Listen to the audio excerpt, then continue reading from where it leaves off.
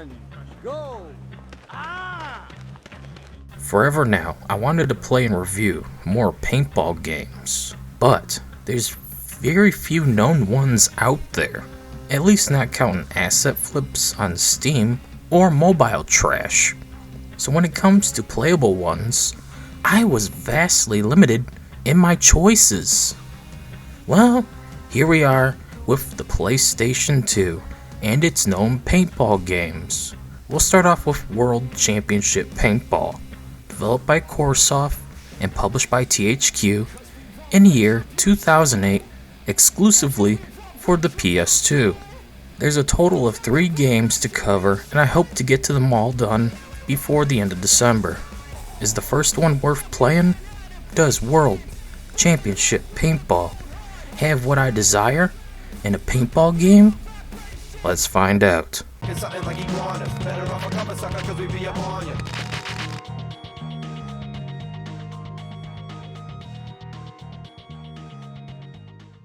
In this paintball game, we can customize our own team, play a career to earn stuff, play a customized experience in quick action, and even build our own fields to play in, with up to 2 to 8 people in the arena at once, in a first-person perspective.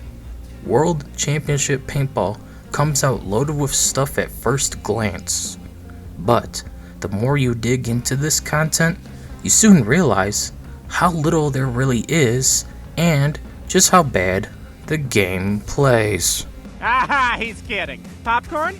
The first thing to talk about is team customization. We can name our team, customize our players by choosing their helmet, gloves, shoes, our team uniform color, their name and gender, as well as voice. There's also the ability to train each team member individually to increase their stats of speed, accuracy, and strategy. We also can choose their position during gameplay. Then there's who's playing in each match with their number, position, and the team paintball gun. Our customization choices are marker, barrel, loader, so I choose to select YouTubers to be on my team like Emeru, Moist Critical, Some Ordinary Gamers, Asmongold, JonTron, Meat Canyon, Brutal Moose, Beautiful OB, and myself. Who cares? As per usual with older games, the controls are a clunky mess, not only because of the convoluted layout, but because of the fact controls are not that responsive, or because your aim overshoots or undershoots where you want it. Yeah, first-person shooters with a controller have always been the worst thing imaginable. Even Halo sucked with a controller. But bro, what the bro? The only thing that's worse than this is trying to play a fighting game with a keyboard. Dear God. Still, it's a concern if you try to play this game, you're going to never get used to the aim not working right, or the fact the buttons are poorly laid out. You got the left analog stick to move, right for aim, R1 to shoot, R2 for secondary, L1 to jump, L2 for crouch, prone, and stand, triangle to reload, square to issue command to one of your team members, then you have to press triangle or circle to command the other two, on top of pressing square first, and circle for secondary. It's a mess and I absolutely hate it. You really are too picky. But hey, what about the modes? Surely the modes are good, right? Well, we got elimination, team elimination, capture the flag, duel, castle siege, and center flag. Out of all of these, none of them are good, which is all thanks to the bad controls and cheating AI, as the AI will get invincibility for a short time period and come sprinting / teleporting out of nowhere, because if they get stuck, they get to teleport, and taking out your entire team in the blink of an eye. The other team scored. That's a hit. The other team is pulling ahead. Couldn't dodge the headshot. What happened? But before we can even begin playing, we have to set up our game by choosing the difficulty, location, layout, mode, amount of players, and more. There's a good amount of customization in quick action mode. Here, we can play whatever we want to and how we want, to an extent. Limited! The only other modes are online, which is obviously out of the question, and career, where we can earn money and buy new stuff to customize our team. But since I have no interest in career, since it's just money earning for cosmetics and slightly upgraded paintball guns or shoes, we'll focus entirely on quick action instead. I agree. So the first mode to cover is elimination, where you and up to 7 other AI controlled players will duke it out. Whoever has the most points by the end, or however you choose to set it up, wins. You have scored.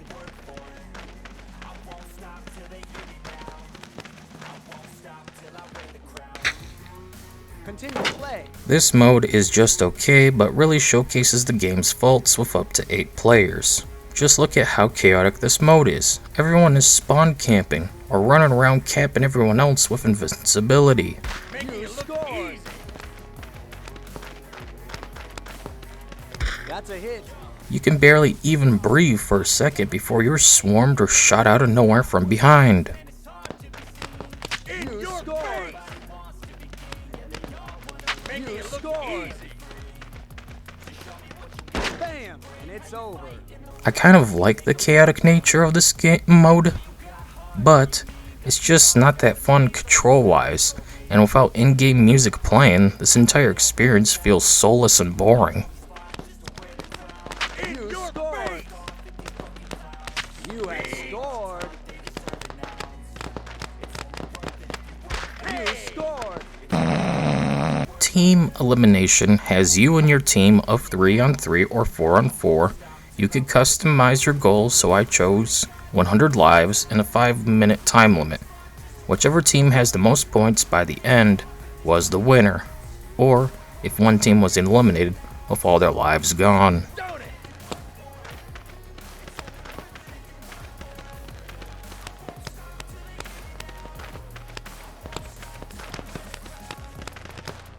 They have scored. But the problems of sprinting out of nowhere with invincibility and taking out your entire team is a pain, so get ready to have boring matches of teams storming each other's spawn points, except you yourself have no invincibility. Smack. That's all for now. You scored. Your team scored. It's just okay, and overall I think this is the one mode I enjoyed the most. I always preferred Team Deathmatch to Deathmatch, especially in games like Unreal Tournament. Your team has scored. Your team scored. This team is on a roll. The other team scored. They have scored. Capture the Flag isn't your traditional CTF experience. Instead, your goal is to get to the flag in the center while dodging paintballs. Continue play. Another one bites the dust. If you get it, you must return it to your flag to get a point. If you get eliminated, you're out for that round. You can win by either taking out the other team or scoring a point with the flag. You have the flag. That's a hit. If your team is eliminated, the other automatically wins the round. It's okay, but I'd rather have to get their flag and bring it back to mine like most CTF game modes play out. Sadly, I get it because of the way this game is set up with spawns.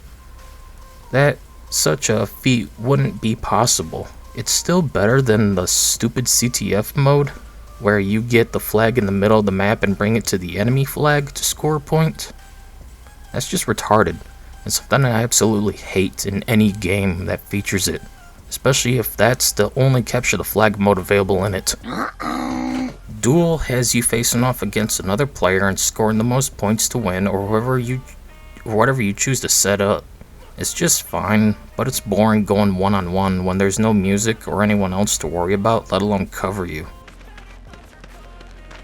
Your team has scored. This is easily one of my least favorite modes in this game. Just boring and simple. Not a good combo, like ketchup with mayonnaise. Everyone knows hot sauce goes best with mayo. What? What are you talking about? Speaking of stupid capture the flag modes, They did it. They brought that stupid reverse CTF into this paintball game. You have to take the center flag and bring it to your opponent's flag to score a point. You have the flag.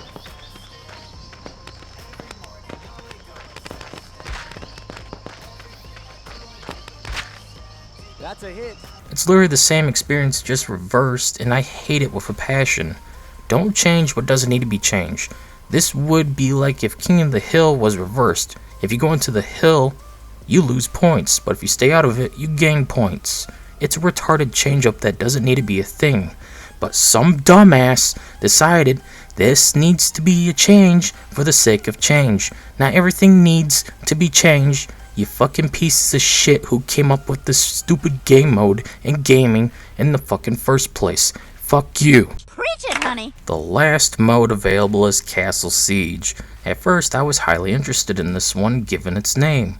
But sadly, this mode is a lie, as all you do is shoot two brain-dead AI that stay in their spawn area, and you will lose in the end.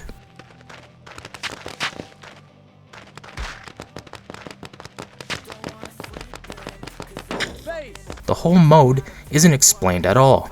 I was thinking we had to storm a castle against defenders who'd have an advantage with the cover and high ground, but nope. This isn't some sort of Unreal Tournament assault mode in any capacity. Just constantly getting shot out of the blue as you turn the corner to see two AI just standing around for the whole round. What a snore fest of an experience. At least explain the objective during the intro of the match, but nope, overall, dog shit.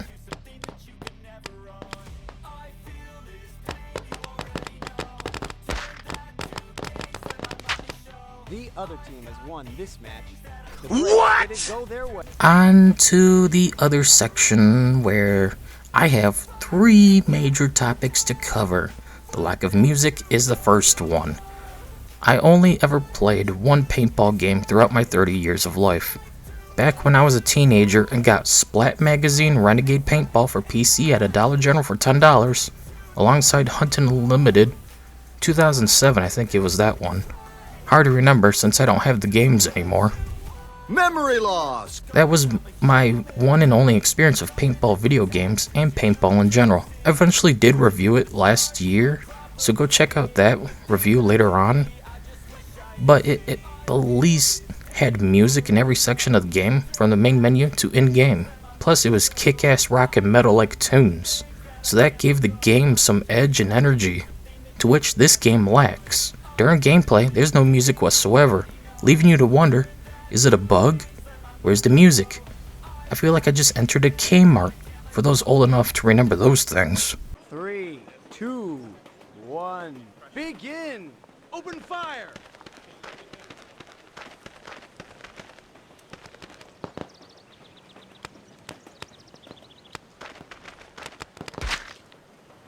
Outside of playing the game, we can actually make our own arenas. Well, not really. We can only make simple layouts, with only a few props to select from, and it's a pain to set up to play it afterwards for some reason. But hey, at the least, we can have more customization options. Yay? Yay! No, Chris, not yay. It's just okay, but I'd rather have it than not. Just wish there was more options within instead of just a few blow-up barricades. There's more customization in Splat Magazine Renegade Paintball's customization than this.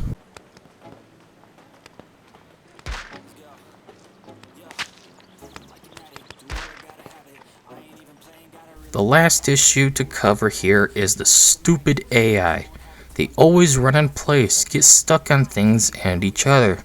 They will run around each other instead of shooting each other, or run up to your face to be shot. It takes away any challenge when they do this. I mean, what are they? Bethesda NPCs?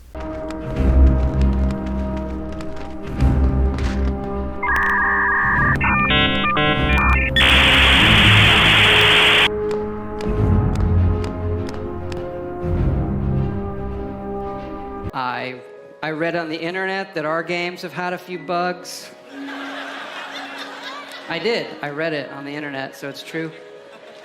and that sometimes it doesn't just work. At the end of the day, World Championship Paintball is a mediocre game barely worth playing. From its clunky controls, to the cheating AI, or even the stupid AI on your own team running in place and getting stuck on everything. This game just feels like a cheap piece of shit, to which it truly is. But hey, it's somewhat playable, and I guess that's all that really matters. I'm going to go see what else there is for paintball games out there, and hopefully find something actually good. Because man, is this genre of gaming just neglected. We need good paintball games as we need good werewolf, dinosaur, and vampire games. Damn straight! Anyways, that's it for this video. See you all later.